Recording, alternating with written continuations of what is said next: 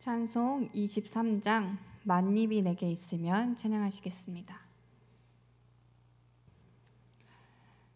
찬송가 23장입니다.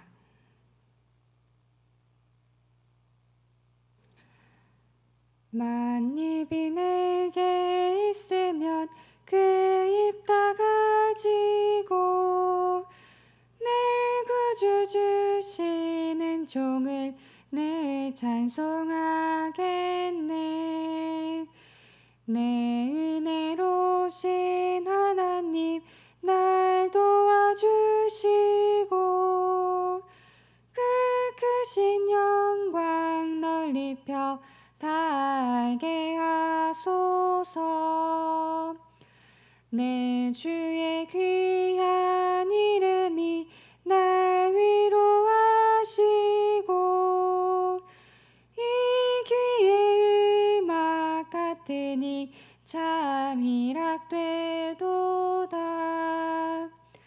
내 죄의 권세 깨뜨려 그 결박 푸시고 이 추한 맘을 비로소 고청케 하셨네.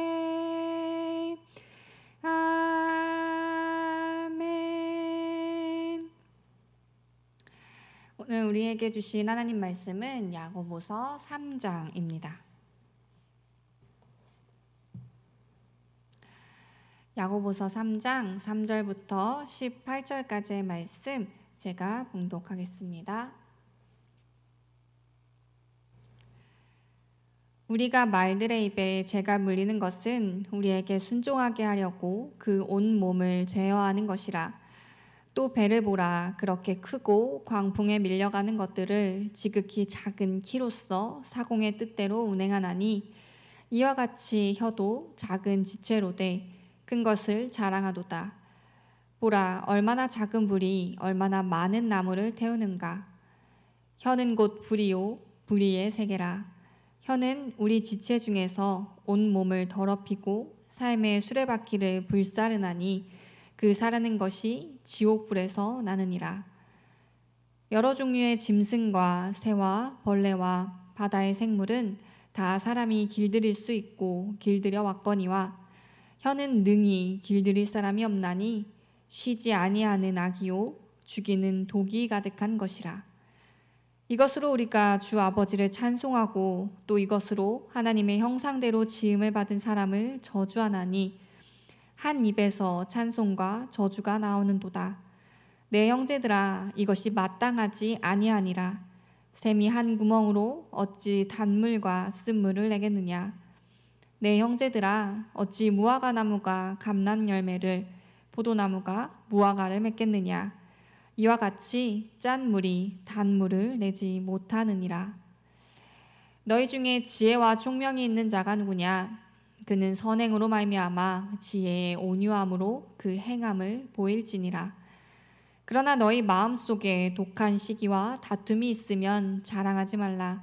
진리를 거슬러 거짓말하지 말라.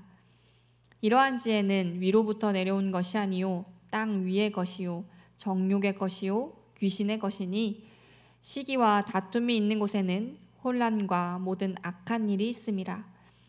오직 위로부터 난 지혜는 첫째 성결하고 다음에 화평하고 관용하고 양순하며 긍휼과 선한 열매가 가득하고 편견과 거짓이 없나니 화평하게 하는 자들은 화평으로 심어 의의 열매를 거두느니라. 아멘. 할렐루야. 오늘도 기도의 자리에 오신 그리고 기도의 자리에 함께 하신 여러분을 축복합니다. 이제 추석 명절이 곧 다가오죠.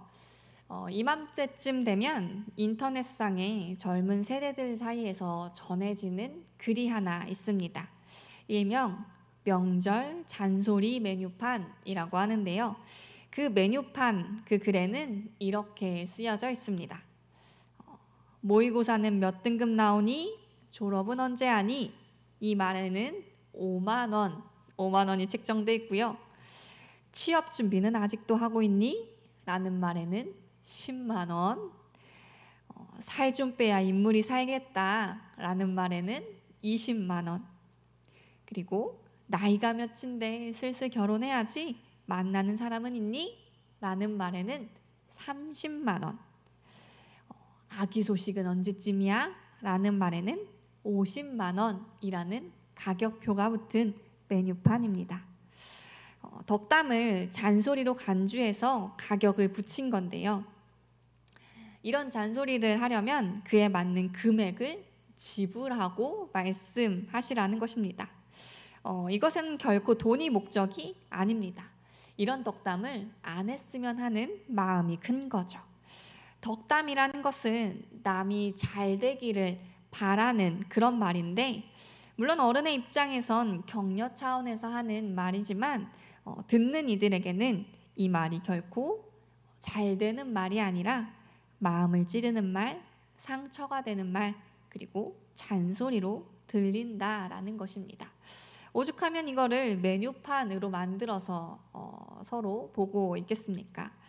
올 추석엔 내가 좋은 말이 아닌 듣기도 좋은 말들로 다른 이들의 마음을 풍성하게 하는 그런 추석이 되시길 바랍니다.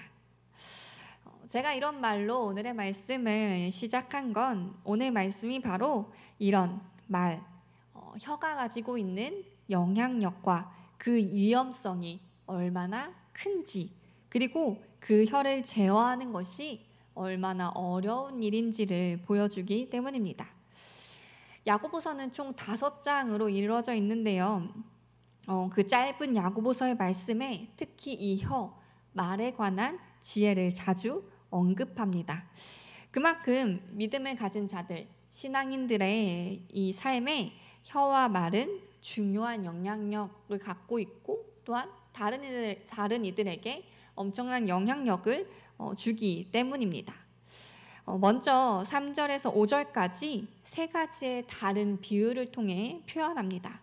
먼저 혀는 말의 제갈과 같다라고 말합니다.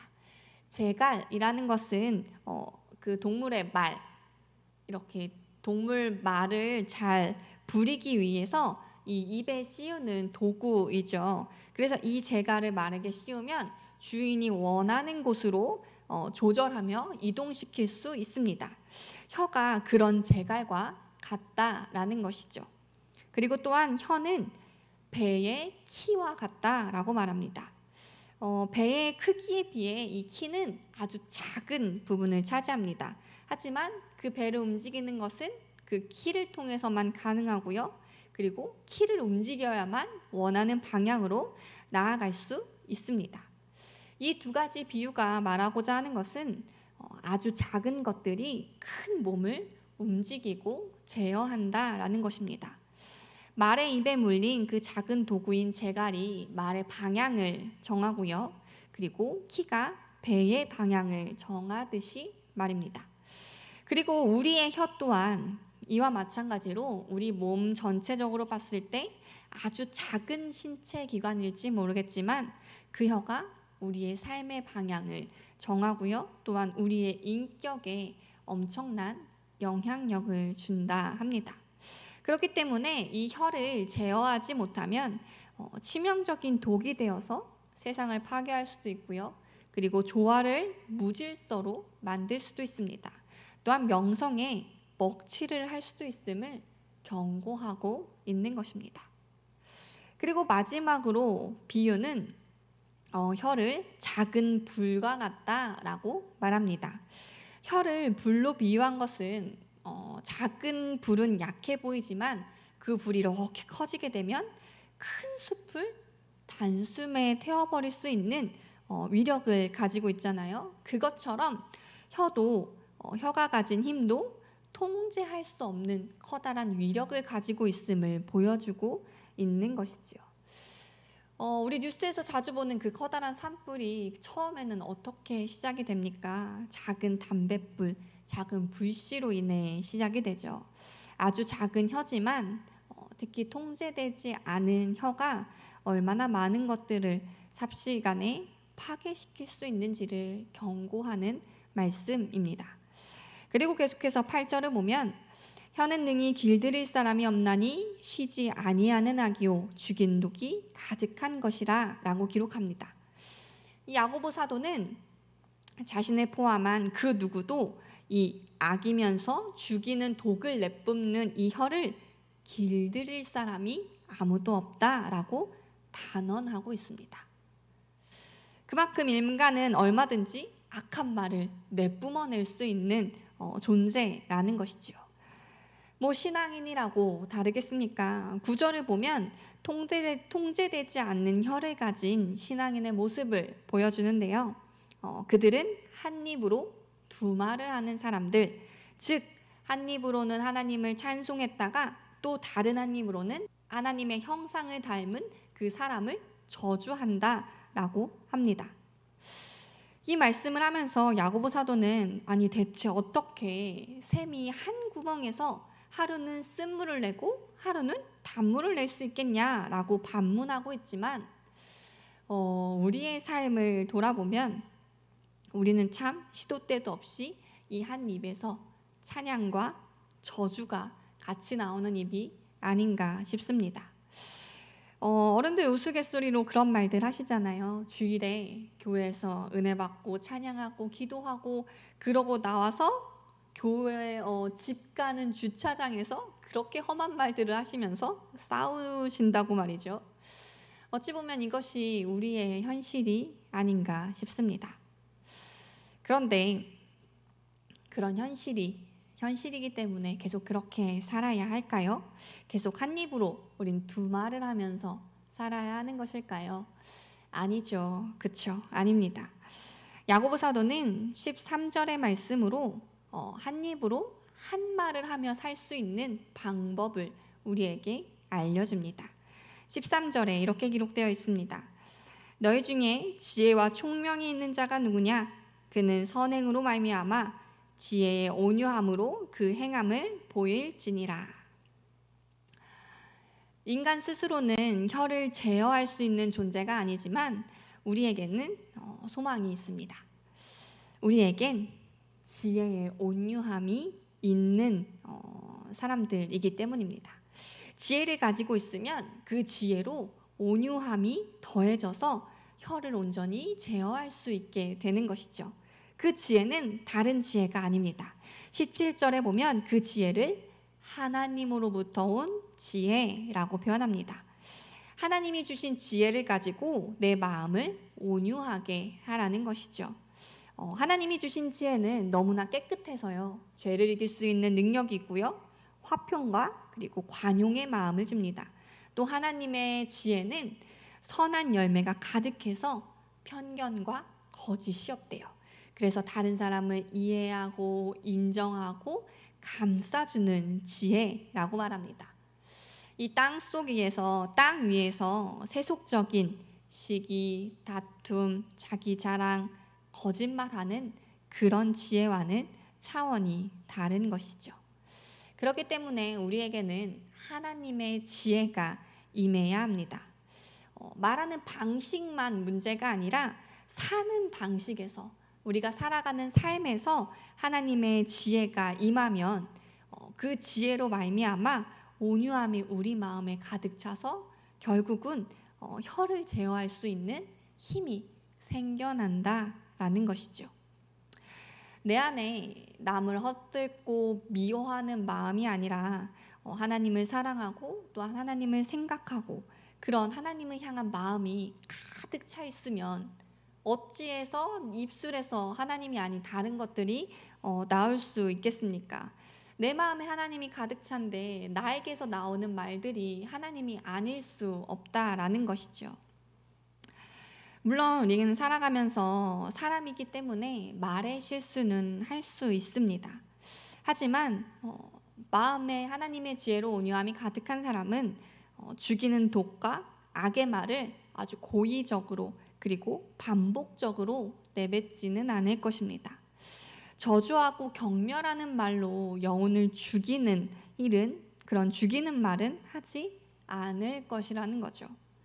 또 설령 말에 실수가 있어서 넘어지더라도 혹여 그런 일이 있다 하더라도 즉시 그 실수를 깨닫고 내가 말에 실수가 있었네 하는 마음의 애통함을 느끼고 더욱 하나님께로 기도할 수 있는, 회개할 수 있는 사람이 될 것입니다.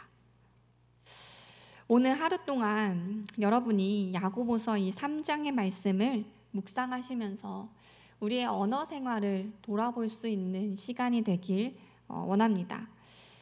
내 스스로, 우리 스스로 제어할 수 있는 혀가 아니기 때문에, 우리 스스로 제어할 수 없는 혀이기 때문에 하나님이 주신 지혜가 우리에게 임하길, 그래서 그 지혜로 인해 내 온 가득 하나님의 온유함이 가득 차서 그 온유함으로 혀를 제어하고 또 더 나아가 이 혀를 통해 주님께 영광 돌릴 수 있는 그런 사람이 될 수 있기를, 그런 내가 될 수 있기를 기도하시는 하루가 되시길 원합니다. 말 한마디 한마디에 하나님의 마음을 담아 이야기하실 수 있는 한 입으로 축복의 한 말을 전할 수 있는 그런 대림제일교회 성도님들이 되시길 간절히 기도합니다. 기도하시겠습니다. 하나님, 야고보 사도의 말씀을 통해 우리의 말의 모습들을 돌아봅니다. 이 작은 혀가 아무것도 아닌 것 같아 보이지만 나의 삶을 망칠 수 있을 뿐만 아니라 다른 이들의 삶도 파괴할 수 있는 영향력 있는 기관임을 다시 한번 생각합니다.